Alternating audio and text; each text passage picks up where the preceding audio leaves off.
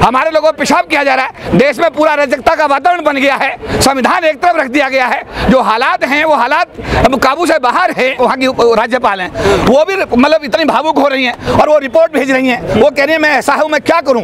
मुझसे लोग पूछ रहे हैं शांति कब आएगी, पीस कब आएगी। अगर राज्यपाल ही वहाँ पर एक अपने आप को निशान महसूस कर रहा है तो आम आदमी की स्थिति क्या होगी आप लोग अंदाजा लगा सकते हैं। वो रो रही हैं, टेलीविजन पर कह रही हैं कि ये दुर्दशा शेड्यूल ट्राइब की आज तक मैंने कहीं नहीं देखी अपने जीवन में। उन्हीं की गवर्नर ने रिपोर्ट भेजी है केंद्र सरकार को कि यहाँ पर जो नंगा नाच हो रहा है इस पर एक्शन होना चाहिए। सरकार अगर अपनी गवर्नर की रिपोर्ट पर एक्शन नहीं कर रही है तो जो विरोधी विपक्षी दल हैं जो आवाज उठा रहे हैं संसद में, उनकी बात पर क्या सरकार कार्रवाई करेगी। पर जिस तरह से प्रधानमंत्री ने कहा है कि बख्शा नहीं जाएगा, हृदय से दुखी है वो कितनी। देखिए मैं अनुसूचित जाति समाज से आता हूँ, मेरे समाज का आदमी राजस्थान में मूंछ रखने में मार दिया गया, क्या एक्शन है, कुछ नहीं है। मटका छूने पे बच्चे को मार दिया गया। हम तो हमारे लोगों को भाई जूतियों में पानी पिलाया जा रहा है, हमारे लोगों को पेशाब किया जा रहा है, देश में पूरा अराजकता का वातावरण बन गया है, संविधान एक तरफ रख दिया गया है, जो हालात हैं वो हालात अब काबू से बाहर है। तो इसमें अगर प्रधानमंत्री जी को कहते हैं उनकी बात पर कोई यकीन करने की गुंजाइश मुझे नजर नहीं आती। सर मई से मणिपुर जल रहा था और सरकार को 2.5 महीने लग जाते हैं मां से मणिपुर कहने में। ये तो पूरा देश देख रहा है, ये तो पूरा देश देख रहा है कि प्रधान जब भारत के सुप्रीम कोर्ट के चीफ जस्टिस ने टिप्पणी की कि अगर सरकार संज्ञान नहीं लेगी तो सुप्रीम कोर्ट को इसमें एक्शन करना पड़ेगा, उस सिचुएशन में आकर के प्रधानमंत्री ने बयान दिया है। लेकिन सर इस देश में जो महिला है वो एक राष्ट्रपति है और आदिवासी, ये बड़ा दुर्भाग्यपूर्ण है। हमारी जो द्रौपदी मुर्मू जी हैं वो शेड्यूल ट्राइब समाज से आती हैं, गरीबों को दर्द को वो अपनी भाषा में जब भी उनको मौका मिलता है वो अपनी बात को कहती हैं। और इत्तेफाक से जो अनुसुईया उइके जी हैं वो जो गवर्नर हैं इस समय मणिपुर की, वो भी अनुसूचित जनजाति समाज से आती हैं। दोनों जो टॉप पद पर बैठी हुई हैं अनुसूचित जनजाति समाज से हैं और अनुसूचित जनजाति समाज के साथ जो अन्याय हुआ है, मुझे लगता है कि सरकार को इस पर त्वरित कार्रवाई करके देश को जवाब देना चाहिए। देश जवाब मांगता है कि कब तक ये देश चुप रहेगा, कब तक इस तरह के अत्याचार होते रहेंगे अनुसूचित जाति जनजाति समाज के लोगों पर। प्रधानमंत्री ने जिस तरीके से राज्यों को जोड़ा कि छत्तीसगढ़, राजस्थान, कैसे इसको देखते हैं? देखिए साहब, ऐसा एक आदमी ने चोरी कर ली तो दूसरे आदमी की चोरी का अगर हम एग्जाम्पल दें तो वो न्याय की बात तो नहीं होगी। जहाँ जहाँ गलती हो रही है, चाहे राजस्थान हो और चाहे मणिपुर हो, देश के जिस कोने में भी कहीं गलत चीज हो रही है, संविधान की उल्लंघना हो रही है, अन्य गरीबों के साथ अत्याचार हो रहा है, वहाँ की सरकारों को संज्ञान लेकर के भारत के संविधान के तहत त्वरित कार्रवाई करके देश के लोगों को न्याय देना चाहिए। अमेरिका में भी विरोध हो रहा है तो ये देश की छवि निश्चित रूप से देखिए, मानव अधिकार आयोग बना हुआ है, अंतर्राष्ट्रीय जो है मतलब मंच पर ये सारी आवाजें उठ रही हैं। माननीय प्रधानमंत्री जी जाते हैं, देश के बड़े बड़े उद्योगपति जा रहे हैं, उनकी पत्नियां जा रही हैं,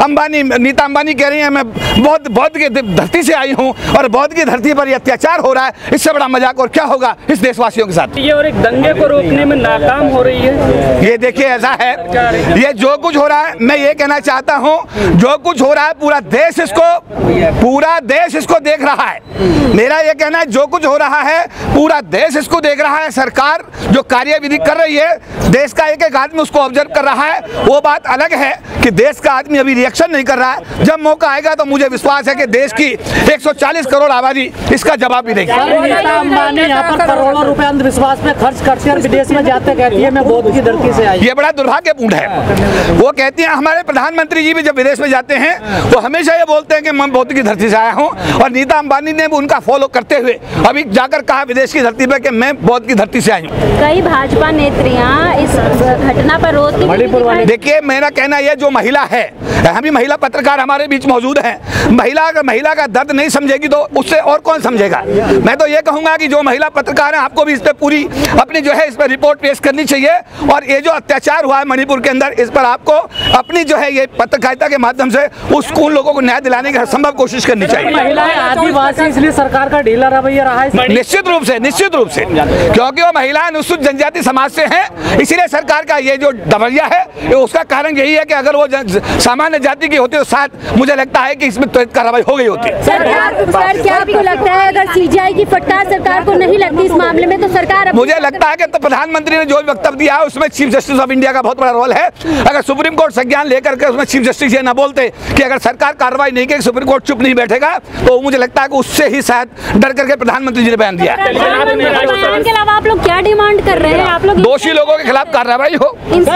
दोषी लोगों के खिलाफ देखिए, मैं ये चाहता हूँ, बाबा साहब अम्बेडकर भारत का संविधान बना के गए हैं, संविधान में सारे प्रावधान देकर गए हैं। भारत की अगर कोई हर एक राज्य सरकार और केंद्र सरकार अगर मान लिया कि बाबा साहब अम्बेडकर के संविधान के अनुरूप आचरण करती है, दोषी लोगों के खिलाफ कार्रवाई करती है, तो मुझे लगता है कि भारत राष्ट्र में सबसे बड़ा जो सफल कदम होगा, न्याय हित में जो कदम होगा, ये सबसे बड़ा कदम होगा।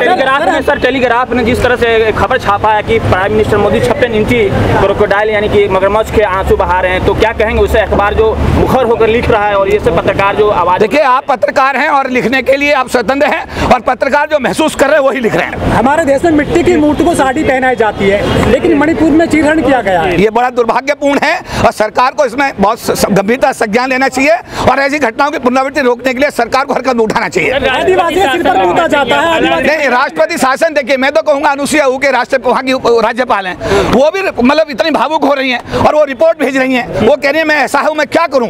मुझसे लोग पूछ रहे हैं शांति कब आएगी, पीस कब आएगी। अगर राज्यपाल ही वहाँ पर एक अपने आप को निशान महसूस कर रहा है तो आम आदमी की स्थिति क्या होगी, आप लोग अंदाजा लगा सकते हैं।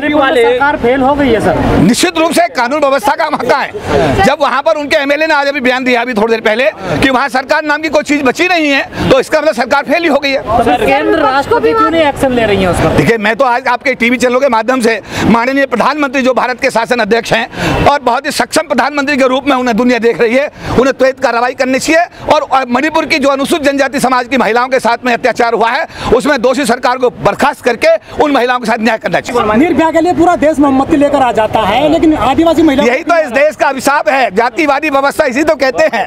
अगर निर्भया के लिए पूरा देश आता है तो इन अनुसूचित जाति जनजाति समाज की जो महिलाएं हैं, इनके लिए भी देश को आगे आना चाहिए। 2024 पे कैसा असर हो? देश में जातिवाद तो चरम सीमा पर है। मैं तो क्योंकि अनुसूचित जाति जनजाति समाज से आता हूँ, डेली SC ST के बीच में काम करता हूँ, हर स्तर पर जातिवाद है, इसमें दो राय नहीं है। आदिवासी सांसद क्या कर रहे हैं सर, विधायक क्या कर रही है? मैं उनसे यही निवेदन करूंगा कि उनकी आत्मा जागे और बाबा साहब अम्बेडकर के आरक्षण से वो MP और MLA बने हैं, वो आए और अपने समाज की आवाज को लोकसभा और विधानसभा उठाएं। सर 2024 पे क्या असर होने वाला इसका? देखिए, समय बताएगा। तो हमारे जो बहुत विनम्र निवेदन पर आए हुए हमारे मेरे पिता तुल्य श्री सत्यपाल मलिक जी, पूर्व राज्यपाल KP चौधरी जी, DP धाकड़ मध्य प्रदेश से बलदेव सिंह छौड़ा जी, वीना मालवी जी, एडवोकेट नवीन चौधरी जी, पंकज भाई, मोहित शर्मा, ये सभी आए हुए। मैं चाहती हूँ कि आपके जितने भी मैंने ये नाम लिए हैं, इस लिस्ट में बहुत सारे नाम हो सकते थे, लेकिन आपने इस देश की सच्चाई को, इस देश में किसान आंदोलन पर हो रहे अत्याचार को, इस देश में महिलाओं के लिए आपने अपनी आवाज को मुखर किया है। और इसी प्रकार हम लोगों ने ये सोच करके एक संगठन बनाया है जिसको आपका परिचय कराना बहुत जरूरी था।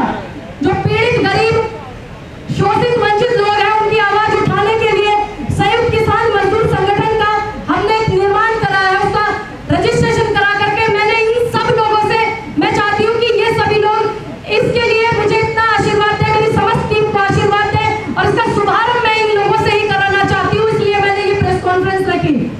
और मैं चाहती हूँ कि आप लोग समय मैं आपका ज्यादा ना लूं, सत्यपाल मलिक जी और KP जी जो है हमारे बीच में, वो आपके बीच में मेरे संगठन, आपके संगठन, इस देश के संगठन को आशीर्वाद दे। मेरे संगठन की जो मेरी टीम है, मैं उनका धन्यवाद करती हूँ, दिनेश अवाना जी का, नरेंद्र भाटी जी का, योगिंदर लोहिया जी का, और मेरी तो अपनी टीम के भाई कोई सा रह जाए तो मजाक मत मानना और बुरा भी मत मानना।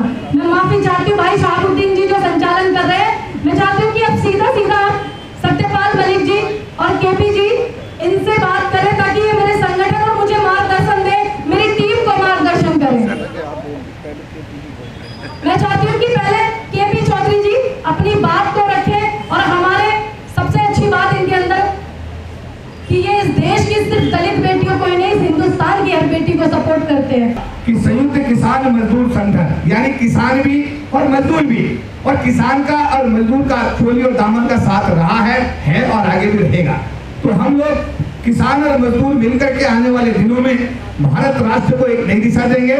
और मैं पूनम पंडित को इस संगठन के निर्माण करने के लिए बहुत बहुत बधाई देता हूं और अपने अनुसूचित जाति जनजाति समाज की तरफ से हर प्रकार का सहयोग हम पूनम पंडित को प्रदान करेंगे, जिससे कि इस संगठन के नीचे, इस संगठन के माध्यम पूरे देश के किसान और मजदूरों को एक नई दिशा दी जा सके। धन्यवाद।